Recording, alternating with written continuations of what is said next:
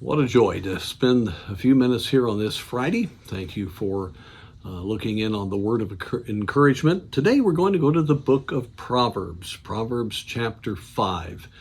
The wisdom that God gives us here in these very direct statements are so helpful.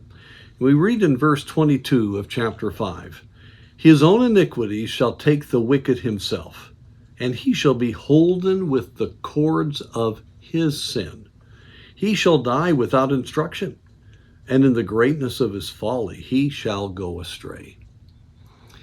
It just seems that many times we see leaders of the educational world, let's say, or the entertainment world, or the sports world, or our political world, just all the different facets of the media and so forth. And we look at them and they seem to be doing so well, and they seem to be having such influence. We don't have that kind of influence. Often those of us that believe in the Word of God, from a human standpoint, it can seem overpowering. But the Lord reminds us that those who are not following the Word of God do not believe that God is to be worshiped, feared, and depended upon for salvation. Those that are autonomous in their heart and spirit and want to do their own thing. Oh, they may have glamour right now. They may have power. They may be influencing through academic areas or through media communication. You could go on and on. There's great influence in pulpits, in classrooms, all over our country and around the world. But we need to realize that as this moral revolution keeps progressing, which is really regressing, as we see mankind go down again into moral deterioration, this little passage really says it. We need to remember that the iniquity shall take the wicked themselves. In other words, their own sin will destroy them, certainly for eternity, but it happens all the time. How many people that are in glamorous positions die an early death because of drug overdoses or diseases that they have, that they brought on themselves, or alcoholism, or broken hearts? It's just tragic. And you see the definite oppression and discouragement that many have, because sin only satisfies for a short time.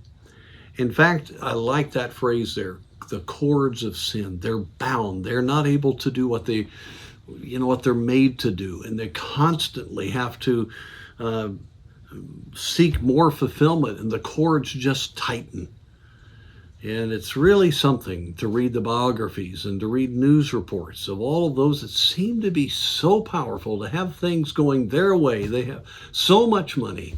They have so much fame, and yet we don't know their private lives. But the fact is, your sin will find you out. They'll die without taking the instruction of God, and they shall go astray from what life really is about by their own folly.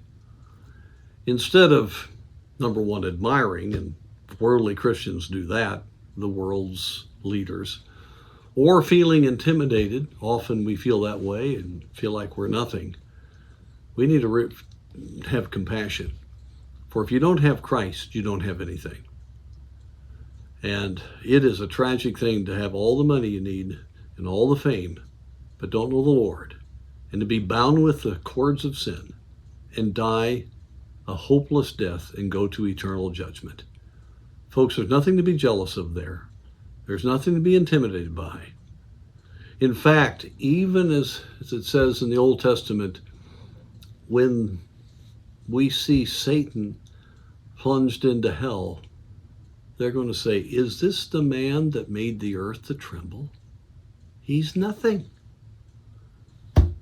Satan is a master of illusion. Yes, he has power, but nothing compared to God's power. So friends, let's be sobered, let's be encouraged, and let's realize that when we have victory over sin eternally through Christ, and then day by day, we have the greatest treasure of all. And let's just lift up our hearts to God in praise and realize that we have the truth, and God has been so good to us.